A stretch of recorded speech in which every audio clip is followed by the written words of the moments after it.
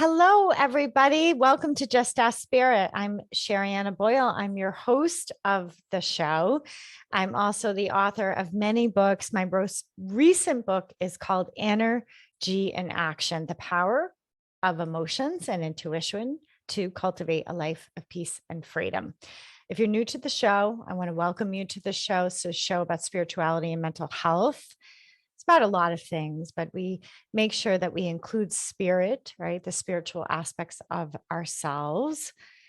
And I want to remind you that this show is supported by the Just Ask Spirit Marketplace. You can find the Just Ask Spirit Marketplace at sherryanaboyle.com. You just click on Marketplace, and it's there. You're going to see some of my fellow guests, their books that they have promoted on the show. So you can get them there. You're going to see some services. You're going to see some discount coupons, and everybody that is in that market is supporting the continuance of this show. So thank you very much. And I ask everyone to take a moment and check out the Just Ask Spirit Marketplace. So great show lined up. Super excited. Going to be zooming in with somebody from a different country in just a moment. But I thought I would kick off the show a little bit different today. I wanted to talk about a tip for you. And it's a tip almost minimizes it because it's so damn amazing. It is life changing, I think. And anything that is powerful or profound that I come up with, is from spirit. I'm going to be honest with you. I don't come up with this. Spirit comes up with this. What I do is take myself and other people through emotional cleanses, right? So the process of processing your emotions, which is featured in many of my books. High vibrational ones are in this Energy in Action book that I have here. By the way, also on YouTube now. So you can go to YouTube. So when I say certain things I'm referencing, I'm pointing in certain directions, you can watch on YouTube. So what I do is I go through the same tools that I give you in my books. And I've been really doing the Energy in Action practices lately. Raise my vibration, tap into spirit, and ask questions. A lot of clients call me and they ask me, well, what do you think about this? And what do you think about that? I'm like, well, let me just ask spirit. That's actually how the name of the show came on, because I say it multiple times a day. And it's like, oh, I think that's going to be my show title. Anyway, a client recently asked me, well, they didn't really ask me. They told me that they were going through a lot of self-doubt. And it was framed this way. Everybody tells me I'm good at this and I'm so good at this and I have so much potential in this and so much talent in this. But here's my problem. I don't believe them. And I feel like it doesn't really matter who it is. It could be like a famous person who is doing what I want to do. And they could say, hey, you're great, you're good, you're talented. And my concern is my client, I don't know if I'm ever going to believe anybody. I just feel like I have a block in that. And I think many of us can relate to that. Can you relate to that? Where maybe somebody said something really positive to you, you're really smart, you're really gifted, you're really good at the way you handle people or tasks. And I suppose sometimes we all go through that period of, are they just like blowing smoke up my, what? Are they telling the truth? Are they just trying to make me feel better? We kind of second guess that thing. I think sometimes when you hear it enough times from different sources, sometimes eventually it starts to click like, oh yeah, like I actually am pretty strong at this.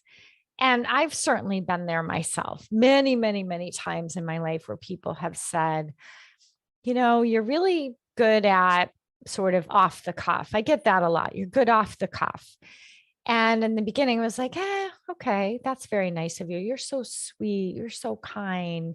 Thank you. I would make it more about them. Like, oh, you're so nice to say that to me. I love you, da, da, da, right? And it took a while to really sort of take that in. I think sometimes it takes repetition. With that said, here's what Spirit had to say about that. So again, did my whole spiel, emotional processing thing with this person.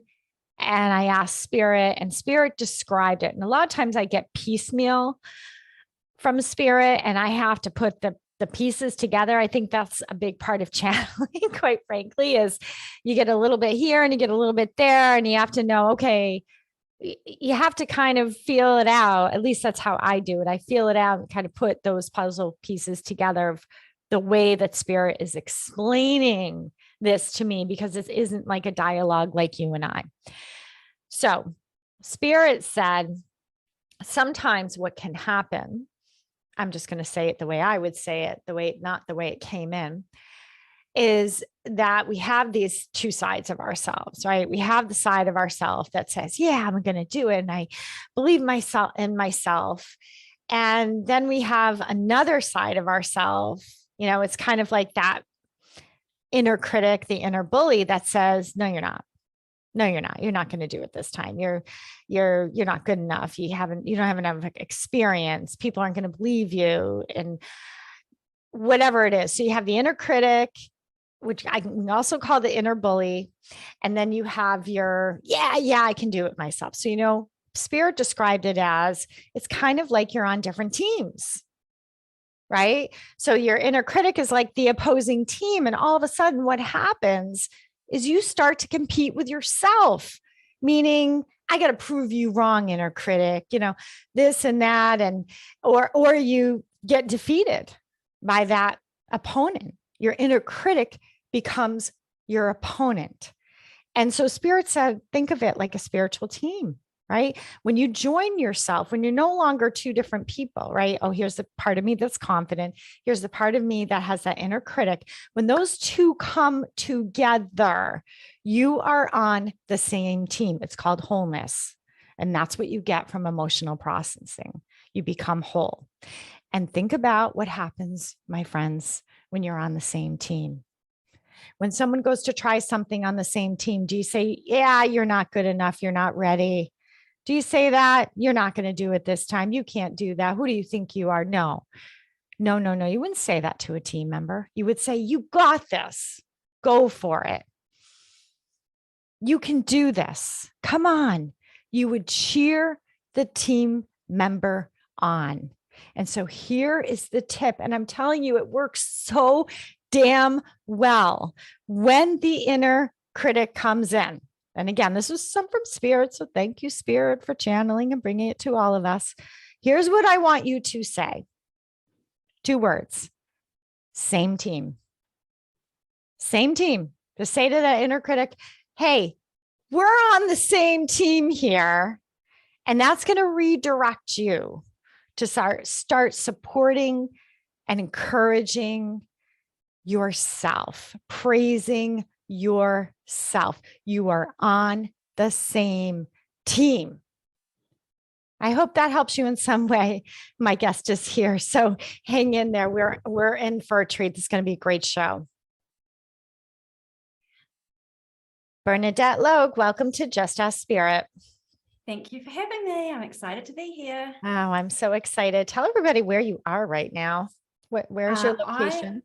I am in southern Spain in Andalusia, near Marbella and Malaga City. And I am, as my accent probably gives away, a New Zealander. So I am directly opposite New Zealand through the planet in Spain. Wow, that's fantastic. So fun. I love the way that we can connect to people all over the world. And I love the way the listeners can hear from people all over the world. I have your website up, and I want to share a little bit about you with everybody. So everyone, Bernadette Logue, we can call her B, by the way, goes by B, is a spiritual life coach. She's the author. Her book is called Your Soul Journey Simplified. Her book is available at our website, which is bernadettelogue.com, which is LOGUE.com. She has been working with clients for over a decade. I think what really interests me about your journey is you talk about in your bio that you had sort of a epic, use the word epic, life-changing moment, and decided to it was like a spiritual awakening is what you say. You say that it was mind-blowing, whirlwind, magic carpet ride. And you left everything behind to travel and to dive deeply into soul spirituality and personal transformation. So sounds very exciting. Sounds like what happened? How did tell us? Yeah. Great question. So I was in my early 30s. I was living in New Zealand. I had a corporate career. I was in human resources and recruitment consultancy. So I was living a mainstream life. I was not spiritual by any stretch, but I had a very big void inside. So I had had anxiety since I was about 4 years old. I was very highly strung. I was very type A personality. And I had done all the things that you do in life to do what everyone tells you to do.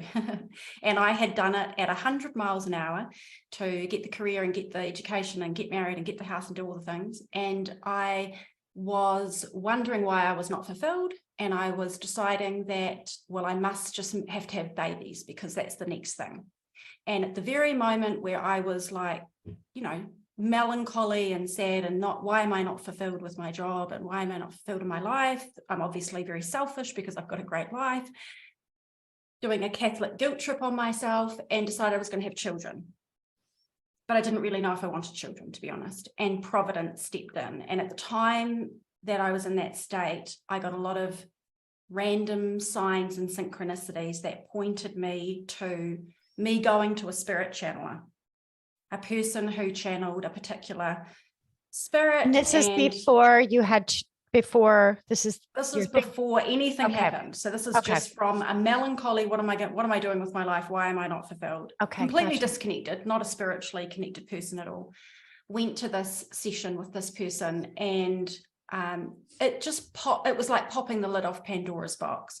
And it was the beginning of a series of signs and synchronicities. Like literally life was putting the same themes and patterns and synchronicities in my path relentlessly from that moment forward, which called me into spirituality and energy healing randomly, which I had no interest in. But life set it up such that I ended up doing it because someone in my family wasn't well and I couldn't find answers for them. So I ended up going into energy healing. Long story short, life basically pushed me off my path and pushed me into spirituality, and I became absolutely obsessed, and I changed everything. I quit my job. I wrote my first 2 books about signs and synchronicities. I left my career and I was like, I'm going to go for gold on this because I feel like life is calling me into my purpose.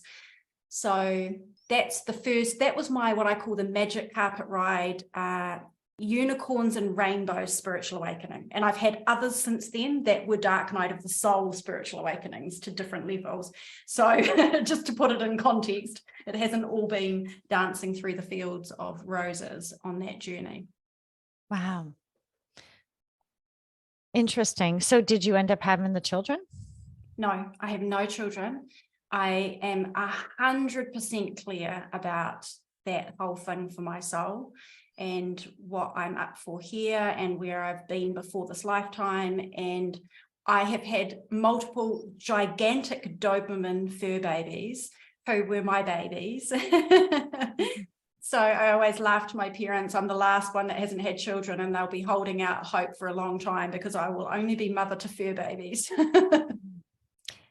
And I totally get that 100% clear that that's not the path for you. It's interesting how that's what got you on the path, that you started thinking, okay, well, then I guess I'm supposed to have babies, right? That will, a lot of people think that, right? That'll make me happy or that'll get me in the place that I want to be. And, but you were you were guided, it sounds like, to go seek spiritual guidance on this before you even attempted to do that, right? For sure. And it was probably like a 3 to 4 month window where it was very intense. Like, sometimes you feel like you're living in a vortex, like there's so many things happening that you're not controlling, that seem to all be flowing in a slipstream. It was like that. And the thing about having children just literally disappeared. I was like, I'm not even thinking about that. Yeah, it's kind of like, and it's by kind the of way, like, I love children. I love, but my sisters and sister-in-laws have had so many children that I get to be a happy auntie. I totally get that. I mean, I remember wanting children, especially my third child, very much. And the reason I knew that I really was drawn to it is I would look at women who were pregnant and I would be like, oh, look at her, she's pregnant. Now I look at a pregnant woman and I run. Yeah, you're I am like, I'm 100. done. I think I'm done. I am so done with that in my life. So I understand that sense of clarity, but I'm glad that I have that feeling because well, first of all, I'm too old to, I know, I guess you could have children at any age if you really want to, but I feel like that has passed for me. Yeah. But that gaining that sense of clarity when you're really 100% on something, this is what I know, not for me, this is for me. Yeah. I think that's very freeing. Yeah, it is. And I always check in with myself. I don't live under some delusion that I just don't like children, or it's not for me. It's a one decision. Like every few years, I'm like, yeah, was that the right decision for me? Is it still the right decision? I'm at an age now where I probably wouldn't have children or may not be able to have them, but I still think about anyone who wants to have a child. Even if you can't biologically have them, you can still play a mothering role. There's plenty of beautiful souls in the world that need mothers. But for me, it's just checking back in and staying conscious on the path. So it's not something that you just have to choose once and then, Absolutely. Yeah. What do you say to people? So you were in the corporate world. I meet a lot of people who are either in the corporate world or just in a business that requires a lot of hours. Maybe they're feeling overextended, makes them the money they need to pay their bills, but not really feeling aligned completely or like that they're following their true path. And you had this wanting children that helped you get on the path. But what have you discovered in working with clients in terms of how do they know when it's time perhaps to seek spiritual guidance, or how do they know when it's time to start to move in a new direction? What have you learned over the years with people? I have learned that they already have the answer. They know, don't even tell me you don't know. What are you even doing listening to this amazing podcast? Don't even tell me you don't know. And stepping back, what was interesting when you're talking about, corporate people and maybe not fulfilled and you're doing it for the money and what direction do I go in and when's it time? It wasn't really actually children that got me on this path, because do you know what? Actually, honestly, I remember thinking, well, if I have children, then I won't have to go to this job. Oh, I can stay home and then I won't have to deal with going to corporate work every day that I don't want to do. Ooh, and putting this in context, I had the most amazing boss who let me do whatever I wanted. I earned really, really good money, great money, money where I can never leave this job because I'll never make this doing something else kind of thought.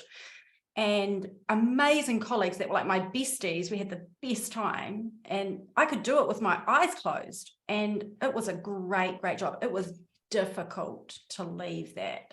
So is it fair to say that the idea of having children for you was a little bit of an out? Yeah, I saw it as an escape. In my mind, I had this dream that I'm going to run away and live in the countryside and I'm not going to have to do anything to do with this 9 to 5 thing. Which is, I'm an 8 life path numerologically. So we have a little bit of, I want to be in the middle of it, or I want to run away and be a hermit. There's a tug of war kind of thing goes on.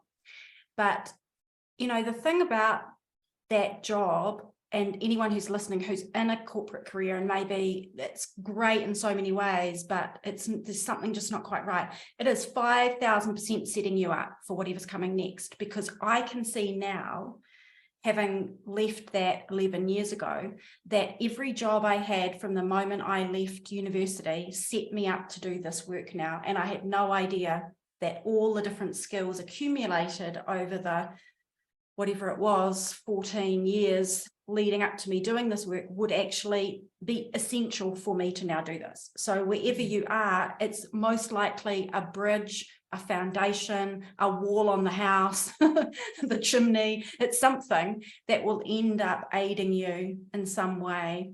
Maybe not technical skills, maybe soft skills, maybe the networks that you've made, the lessons you've learned, whatever it might be, the confidence building. I couldn't agree with you more. And I don't think any of my guests have really highlighted that in the way that you have, Bernadette. And I think we can all kind of look back and say, wow, I did need to go through those skills. You know, I used to be a school psychologist for years. My listeners know that I talk about that. One of the skill sets for school psychology is writing reports, and a lot of them. And you have high caseloads, and you have to get the reports in because it's the law. If you don't get the report in, you don't follow the law. So there's pressure. How that comes in handy, fast forward as a writer, I can meet a deadline like nobody's business. Yeah, you're right? a prolific writer. I can, my husband always says when it comes to writing, she's like a pit bull. Just give her a deadline, she's on it. Right. But I would never be able to do that had I not had that job. And I remember thinking, this is the part of the job I don't like. I like being with the kids. I like being with people. I love the counseling and all of that. I don't like the report writing, but it was the report writing that was preparing me. Of course, the other things, the counseling and the team leaders and all that stuff. So I agree with you so much that, and I hope listeners are taking this in, that even if you feel like you're not in the right place right now, or you don't like an aspect of your job, it could very well be exactly what you need for the next thing. You're cooking. You're cooking. marinating and cooking for like the next course. And you know, like, it's not about, oh, I hate my job and I need to find something else to do. Like, what I had was amazing, and yet there was a very clear void. And my thing was this: I am not accepting living the rest of my life with that. That was just not acceptable to me, to feel like something's missing, and I had tried to shop that out of me with clothes. I had tried to drink the gin and tonics on Sunday afternoons and the wine on Friday nights at the office, and done the SingStar with my workmates, drinking on a Friday night to try to just ignore that feeling, enjoy all the other things. And I could not, I just can't ignore the truth. Like, it's not palatable for me. And I did for long enough, and then I knew something had to give. And it is really courageous to make, like, I did a very drastic leap, right? So I just kind of like, I was completely ignorant. Like, I just was, ignorance is bliss. I'm just going to leap out and I'll figure it out. And it was really hard, to be honest. It was really hard to make that big leap, but you don't actually have to do that. You pulled your own rug. Like, a lot of people get worried about the rug being pulled out. Maybe they get fired or they get laid off or whatever, but you actually pulled your own rug. I pulled my own rug. I did like a semi pull. I changed within the company to step back and to take more of a leadership role and less of a hands-on role. And then I went part-time, and then I ditched it completely and had a complete identity crisis and a dark night of the soul.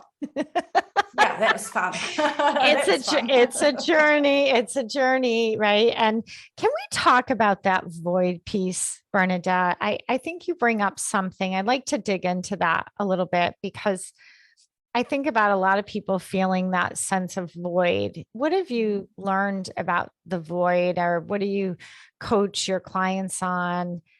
First of all, how do we recognize that there's a void? I know that's a kind of a big question, but No, that's a good question. I just recorded a podcast episode on spiritual awakening, and I just did a whole hour going like deep into this. And it was actually really interesting because it made me revisit my experiences of it. And I shared something, I'll share it now with you, that I haven't shared with anyone before. And this will probably come out before my episode. So here you go. Yeah. And by the way, you heard she has a podcast. Can you tell them the name of your podcast just so we can? Practical Spirituality with B. Practical Spirituality with B. Okay. If you want to hear. Okay, go ahead. So the thing with the void is just straight up, it is the way that your soul is speaking to you to wake you. So if you think of it like that, it's not a problem. You're not broken. There's nothing to fix. It's anything like that is a message. Feelings are messages, full stop. They're not random. Every feeling is coming to support us and help us. All feelings are welcome, and a void is a feeling. It's like an emptiness, it's a disconnection, it's a sense of separation, it's a sense sometimes of I don't belong, it's a sense of there's something else, it's not this. And it's very different to the seeking, I've just got to keep seeking because I just want, like, it's not enough, right? This whole idea of we wander, the Rumi quote, we wander from room to room looking for the diamond necklace that's already around our neck. The idea that we're constantly seeking for something that we'll never find because we already have it. It's not that. That's a thing, but it's not that. It could be a really wide array of messages depending on the person. From this is not it, or something needs to change, or I feel disconnected, or I feel like I don't belong, depending on the individual person, but you will feel it in your body. Your body is your experience of being embodied. Most people are not embodied. Most people are in their head and are lost in their thoughts, but you will feel it. You will feel a void. It will, like if you say to yourself, okay, I don't feel complete. I feel like something's missing. I feel a void. I feel an ache. I feel a yearning. I feel a melancholy. Where do you feel it? You feel it in your body. And your soul, what some people call spirit, I just call soul, your soul speaks to you through your feelings and through your embodied experience. And so once you start to attune to these, which is like your zone of genius, then you start to attune to that, that's where you're going to get the answers on your path. You're not going to get them by going and like reading a zillion books and going in a zillion courses and asking everyone else what they think. When your soul is in your body and your body is inside your soul. That's right. And it's all right here. And for me, the void was melancholy. So I would go high. I'm a really enthusiastic, high energy person, but then I found myself as a grown woman crying before work. And my husband is like, what is up with you? So I changed jobs and I'd be crying before work again. And so I changed jobs and he'd be crying before work again. He's like, what is up with you? And I'm like, why am I so melancholy? And that disappeared when I got on my spiritual path. No more crying before work. That was beautiful. That was really powerful, Bernadette. I can so resonate with what you're saying. I love your description of that. And I'd love to hear that podcast that you did on that. I also was thinking, sometimes the void, when you feel that void in your body, and I love the way you say your body will let you know, you're going to feel it, right? And sometimes you can hear yourself saying things like, they're probably going to think about this way about me, or they're probably going to think that way about me. That's another way that I find that, right, is we worry, oh, if I do this, then they're going to think I'm a wimp, or I'm not trying hard enough, or I'm not being honest or truthful, and so I'm recognizing as you're talking, because I'm hearing some of my clients, I'm realizing, oh my gosh, that's their void. Right. Yeah. Which teeters on depression. Yep. Absolutely. Yeah. And absolutely. It's interesting. And it would be interesting to know how many people are depressed who are just not on their path yet, right? And depression is like all the different kinds of mental health and emotional health challenges we have are valid all in their own right. And I'm definitely not saying that being on a spiritual path solves that, but I am saying that if you are not on your spiritual path and you are feeling a sense of not belonging, emptiness, void, not feeling complete, then spiritual disconnection, what I call the great separation, will absolutely manifest as things like anxiety, melancholy. I remember walking along in my high heels, supposedly confident, successful woman with everything that you're meant to be doing, and just being like, I think I'm depressed. Yeah. And I can't say that to anybody. Yeah. You know, and sometimes your spiritual path is going to get help and go on medication or do some alternative treatments. Yes. That is part of it, right? So I appreciate that, you know, when we talk about depression, sometimes that depression might be something that you go through and overcome to learn to get on your spiritual path. And of course, you have this beautiful book that you wrote. Again, everyone, it's called Your Soul's Journey Simplified. And it's at Bernadette Logue. It's LOGUE.com. We have to take a quick break. We're going to be back with more from Bernadette. So hang in there. Welcome back to Just Ask Spirit. Today I have guest Bernadette Logue joining me today. She is the author of Your Soul Journey Simplified. Her website is Bernadette Logue, LOGUE.com. She's also a podcast host. If you want to hear her podcast, find all of that there. I know that you've also have other offerings there that people can grab while they're there.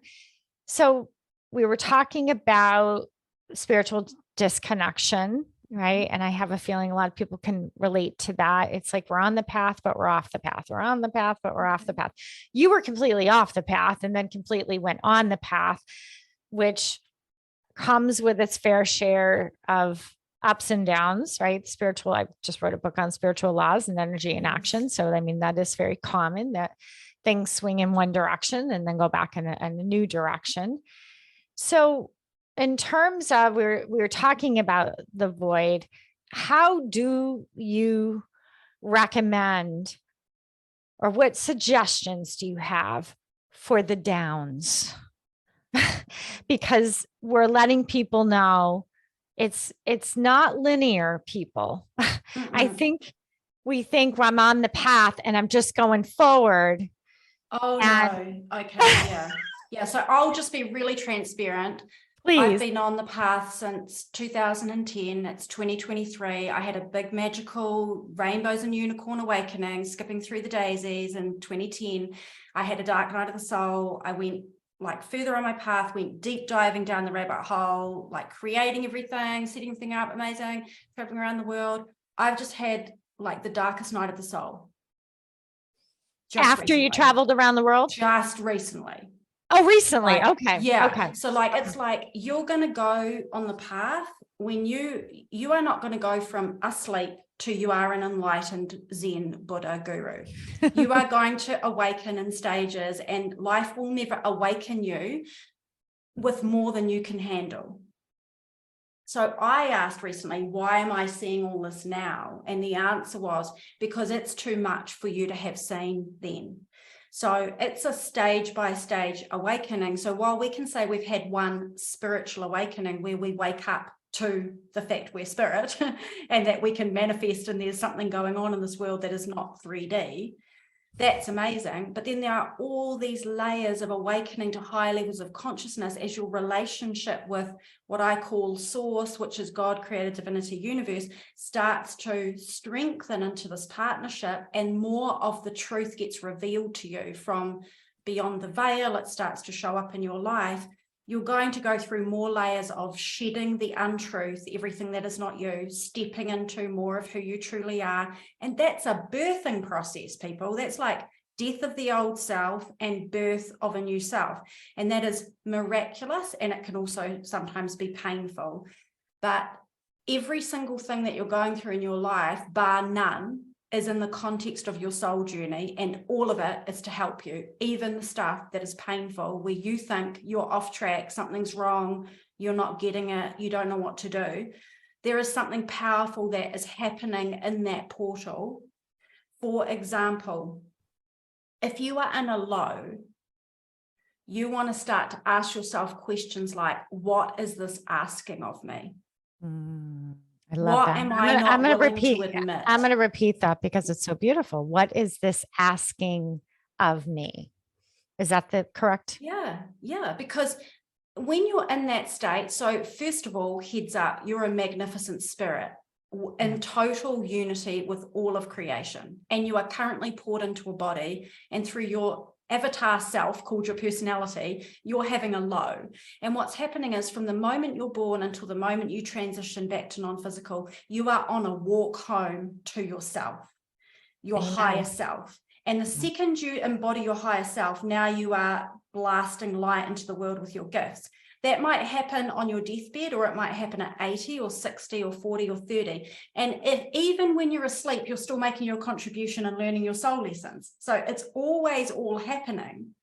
But the whole journey is to wake you inside the dream and to evolve you as a spirit through your human experience. So when you're in your low, it is one of the most powerful times. I call it the spiritual squeeze. When you're down on your knees, you need to ask, what is this asking of me? What is this doing for me? What would my soul want me to do or be in this moment? Because it sure as heck isn't somebody who's like, I'm broken and I can't do this. And we're allowed to say that, by the way, because we're human and we're having our feelings.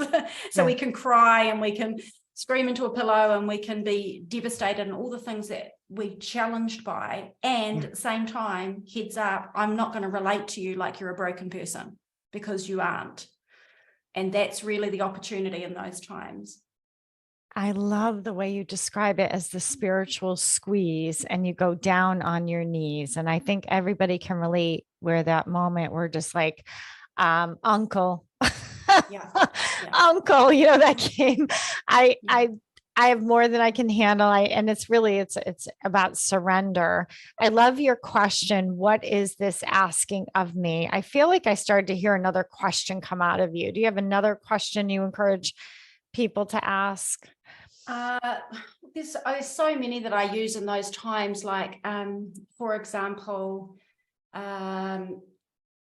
a really big one, and the biggest one, and it maybe is a little confronting or might be too chunky for some people to take on, but if you are here on a soul journey to make a soul contribution and to learn soul lessons, which PS you are, then how is this aiding that purpose? Because you aren't here as a body on a planet hurtling through space on this thing called Earth randomly. You are a soul, you have a soul plan, it's very specific, and you have a unique purpose. And inside of that, you have soul lessons and you have a soul contribution to make. So if life was trying to squeeze you to see that, to be that, to do that, to squeeze out everything that is not you, to have you learn, to have you grow into what you're here for, then what up about the situation you're in? Look at what your thoughts are, look at what your feelings are, and look at what your situation is. Because one of the methods in my book is called the footprint method. And it is very specifically called that because your soul lessons and soul contributions leave footprints in your life. They leave footprints in your past, in your psyche, in your emotional state, in your behavior, your habits, your results, your relationships, your yearnings. The whole thing is like a printout of your soul's plan and purpose for being here, and it's right under your nose. And if you look in your situations where you're feeling the squeeze, you will start to see that there are actually patterns, but we have to get past the, I can't cope, I can't do this, why is this happening to me? It's like, ask better questions. Ask bigger questions. Ask the questions. And did you find in your own journey and in your clients' journeys that along the way, it's very common that there may be some relationships that come to completion. There may be like your relationship with your job came to completion as you started this. And I think sometimes we sort of visualize ourselves with the same players. Yeah. Right. And we're supposed to meet other souls, right? We're supposed to Correct. connect and contribute. Like you and I just connected, just so everybody knows. Bernadette, I've been talking, was like, how did this even happen? Like in literally like 24 hours, I reached out to Bernadette. It was like, oh, hey. And next thing you know, we're connecting. Next thing you know, I have a cancellation in my schedule. I had somebody who was scheduled to do a podcast today. They cancel. I reach back out to her. Bernadette, by any chance, are you available tomorrow? Yeah, I'm available tomorrow. Great. And it's just been like this that's when you know, right? There's it's no effort. It's effortless and seamless for the most part. Resonance. And what happens is when you have a spiritual awakening, it becomes impossible to ignore dissonance. You cannot ignore any longer what is not aligned. And so we can sit in the unaligned people, relationships, situations, obligations, responsibilities for a period of time, but it gets more and more and more painful the longer we stay. And here is the challenge. And this was really painful for me. I left my hometown where all my family was, where all my friends were, and went off on this adventure and didn't come back for ended up probably being, I think, 4.5 years and then away again. And I had to go away from everybody that I loved.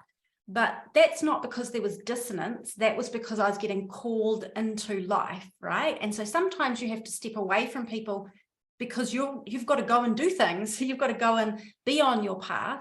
Other times people fall away because there's season, reason, lifetime in the relationship soul contract equation. So you've crossed paths with them and you've been buds or besties or an intimate relationship for a reason and a season, and that completes. And if you can't see that from a spiritual perspective, it looks like loss, and it looks like you don't get me, and it looks like I'm on a different path and you're just not on it. That's not what's happening. It's like, this is complete. Yeah. And now we have to go to our next level, right? I've lost amazing people in my life, people that I adore and just absolutely love. And to be honest, like when I had my spiritual awakening, I can't be with you because I don't know who I am now. Yeah. How am I going to have a conversation with you? I'm having a meltdown. I don't even know who I am. Right. Yeah. Right. And I think the big, and I'd love to know what your final message is for this podcast today, but what I'm taking from this and to everyone is just stay open. Stay open, right? Keep it open, because you really don't know who you're going to meet, what opportunities are coming your way. Keep the doors open, keep them all open. And that might be scary for people because they might feel like, I got enough open, I'm overwhelmed, right? But that's not open. Overwhelmed is not open. No, that's closed. That means your doors are closed. Okay. If you're feeling overwhelmed and anxious, your doors are closed. They need to be opened, right? Yeah. On a physical level, on an energy level, on a spiritual level. It's something is closed and needs to be open. What are your final words, Bernadette? My final words were just something came up when you were talking about that. And I will share the most important message I got last year from Spirit. And that is, you must yield to life and there is to be no control. Because you never had it, you don't have it. And when you try to control, you turn everything to concrete. So will you let go? And when you let go, life's symphony will play. When you will orchestrate it and you will dance with it and all of that jazz. But our need for control, and by the way, wrapped in control is certainty, hanging on, managing the timing, trying to make things happen the way we want. And it's just is the opposite of life's energetic nature. Yeah. Let go of control, baby. Let go. Let go, everyone. Everybody let go. And if you're not driving, to just put your hands up in the air and just say, right. I choose to let go. I choose to let go. Oh my God, Bernadette, thank you so much for coming on. I had a blast. I'm so glad. I'm grateful that I met you. I'm sure our audience is as well.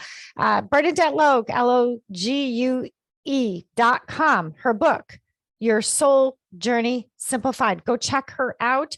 Thank you for listening to Just Ask Spirit. Remember, your emotions matter. Processing them matters more. Take care, everybody.